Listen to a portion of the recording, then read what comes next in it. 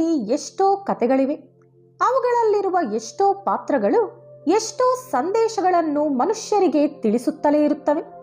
ಅವುಗಳಲ್ಲಿ ಈ ಚಂಚಲ ಕೂಡ ಒಬ್ಬಳು. ಚಂಚಲ ಒಬ್ಬ ವೇಶ್ಯೆ. ವಿದೇಹ ಎಂಬ ಪಟ್ಟಣದಲ್ಲಿ ವಾಸವಿದ್ದಳು. ಆಕೆ ನೋಡಲು ತುಂಬಾನೇ ಸುಂದರವಾಗಿದ್ದಳು.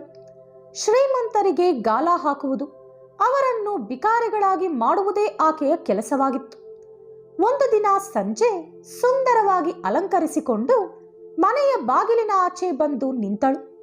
ಬೀದಿಯಲ್ಲಿ ಹೋಗುವ ಧನವಂತರನ್ನು ಬಲೆಗೆ ಹಾಕಿಕೊಳ್ಳೋಣ ಎಂಬುದೇ ಅವಳ ಆಸೆಯಾಗಿತ್ತು. ಸಮಯ ಓಡುತ್ತಾ ಇತ್ತು. ಆದರೆ ಯಾರೊಬ್ಬರೂ ಕೂಡ ಆಕೆಯ ಕಡೆ ಕಣ್ಣೆತ್ತಿ ಸಹ ನೋಡುತ್ತಿರಲಿಲ್ಲ.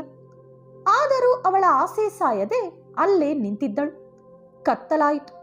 ಚಂದ್ರನ ಕಾಂತಿ ಎಲ್ಲೆಲ್ಲೂ ತುಂಬಿಕೊಂಡಿತು. ಚಂಚಲ ಮತ್ತೆ ಒಳಗೆ ಹೋಗಿ ಸಿಂಗರಿಸಿಕೊಂಡು ಹೊರಗೆ ಬಂದು ನಿಂತಳು. ಬೀದಿಯಲ್ಲಿ ಜನಸಂಚಾರವೂ ಕೂಡ ಕಡಿಮೆಯಾಯಿತು. ಅದು ಮಧ್ಯರಾತ್ರಿಯಾಗಿದ್ದರಿಂದ ಆಗಲಾದರೂ ಯಾರೋ ಒಬ್ಬ ಕದ್ದು ಮುಚ್ಚಿ ಬರಬಹುದು ಎಂಬ ಆಸೆಯಿಂದ ಅಲ್ಲೇ ಕಾಯುತ್ತಾ ನಿಂತಳು. ಆದರೆ ಅವಳು ಎಷ್ಟೊತ್ತು ಕಾದರೂ ಕೂಡ ಅವಳ ಆಸೆ ಮಾತ್ರ ಫಲಿಸಲಿಲ್ಲ. ನಿಂತು ನಿಂತು ಕಾಲುಗಳು ವಿಪರೀತವಾಗಿ ನೋಯಲಾರಂಭಿಸಿತು. ಇನ್ನು ನಿಲ್ಲಲಾರದೆ ಒಳಗೆ ಹೋಗಿ ಹಂಸದ ಹಾಸಿಗೆಯ ಮೇಲೆ ಸೊಂಟ ವಾಲಿಸಿದಳು. ಅಷ್ಟರಲ್ಲಿ ಬಾಗಿಲಿನ ಬಳಿ ಏನೋ ಶಬ್ದವಾದಂತೆ ಕೇಳಿಸಿತು. ಶಬ್ದ ಕೇಳಿದ ಕೂಡಲೇ ಯಾರೋ ಗಿರಾಕಿಯೇ ಇರಬೇಕು ಎಂದುಕೊಂಡು ಮತ್ತೆ ಮೇಲೆ ಮೇಲೆ ಸಿಂಗರಿಸಿಕೊಂಡು ಬಾಗಿಲಿನ ಬಳಿ ಓಡೋಡಿ ಹೋದಳು. ಆದರೆ ಅಲ್ಲಿ ಯಾರೂ ಇರಲಿಲ್ಲ. ಎಲ್ಲೇ ನೋಡಿದರೂ ಬರೀ ಚಂದ್ರನ ಬೆಳಕು, ಮರಗಳ ನೆರಳು, ನಿಶ್ಶಬ್ದವಾದ ಬೀದಿ.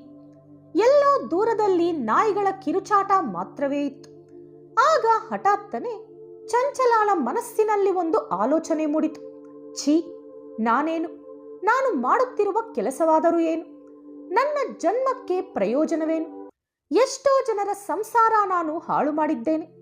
ಎಷ್ಟೋ ಜನರನ್ನು ಬೀದಿಗೆ ತಂದಿದ್ದೇನೆ. ಇಷ್ಟು ಹಣ ಯಾರಿಗಾಗಿ ಕೂಡಿಡುತ್ತಿದ್ದೇನೆ?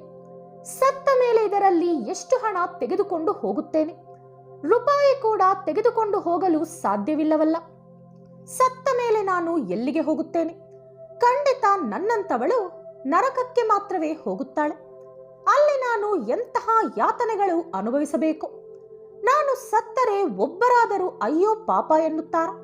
ಇಂತಹ ಎಷ್ಟೋ ಪ್ರಶ್ನೆಗಳು ಅವಳ ಮನಸ್ಸಿನಲ್ಲಿ ಮೂಡಿತು.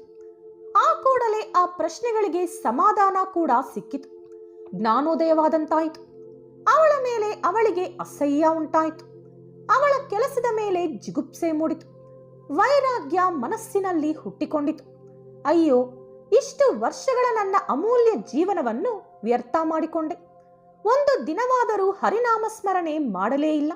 ಅನಂತವಾದ ಸುಖ ಹಾಗೂ ಮನಃಶಾಂತಿ ಕೊಡುವ ಭಗವಂತನನ್ನು ಮರೆತು ಯಾರೋ ಅನಾಮಿಕ ಸುಖ ಕೊಡುತ್ತಾನೆಂದು, ಹಣ ಕೊಡುತ್ತಾನೆಂದು ಮರಳುಗಾಡಿನಲ್ಲಿ ನೆರಳಿಗಾಗಿ ಅಲೆದಾಡಿದೆ. ಛೀ, ಇನ್ನು ಆ ನೀಚ ಬದುಕಿಗೆ ವಿದಾಯ ಹೇಳುತ್ತೇನೆ ಎಂದುಕೊಂಡು ಒಂದು ನಿರ್ಣಯ ತೆಗೆದುಕೊಂಡಳು. ಆ ಕ್ಷಣದಿಂದ ಅವಳ ಜೀವನವಿಡೀ ಹರಿನಾಮ ಸ್ಮರಣೆ ಮಾಡುತ್ತಲೇ ಕಾಲ ಕಳೆದಳು. ಎಷ್ಟೋ ಧರ್ಮ ಕಾರ್ಯಗಳನ್ನು ಆಚರಿಸಿದಳು. ತೀರ್ಥಯಾತ್ರೆಗಳು ಮಾಡಿದಳು. ಕೊನೆಗೆ ಮಾಡಿದ ಪಾಪಗಳನ್ನೆಲ್ಲ ಕಳೆದುಕೊಂಡು ಮನಃಶಾಂತಿಯಿಂದ ಪ್ರಾಣ ತೊರೆದು ಭಗವಂತನ ಪಾದ ಸೇರಿದಳು. ಚಂಚಲಾಳ ಕಥೆಯಲ್ಲಿ ನಾವು ತಿಳಿದುಕೊಳ್ಳಬೇಕಾದ ನೀತಿ ಏನೆಂದರೆ, ಆಸೆ ಎಂಬುದು ದುಃಖಕ್ಕೆ ಮೂಲ, ವೈರಾಗ್ಯ ಎಂಬುದು ಸುಖಕ್ಕೆ ಮೂಲ. ಆಸೆ ಹಾಗೂ ಕೋರಿಕೆಗಳ ಹಿಂದೆ ಹೋದಂತಹ ಮನುಷ್ಯ ಎಂದಿಗೂ ಸುಖ ಪಡೆಯಲಾರ. ಈ ವಿಡಿಯೋ ನಿಮಗಿಷ್ಟವಾದಲ್ಲಿ ಲೈಕ್ ಹಾಗೂ ಶೇರ್ ಮಾಡಿ. ಇಂತಹ ಹೆಚ್ಚಿನ ಪೌರಾಣಿಕ ವಿಡಿಯೋಗಳಿಗಾಗಿ ತಪ್ಪದೇ ನಮ್ಮ ಚಾನೆಲ್ ಅನ್ನು ಸಬ್ಸ್ಕ್ರೈಬ್ ಮಾಡಿಕೊಳ್ಳಿ. ಮತ್ತೊಂದು ಕುತೂಹಲಕಾರಿ ಮಾಹಿತಿಯೊಂದಿಗೆ ಪುನಃ ಭೇಟಿಯಾಗೋಣ. ಧನ್ಯವಾದಗಳು.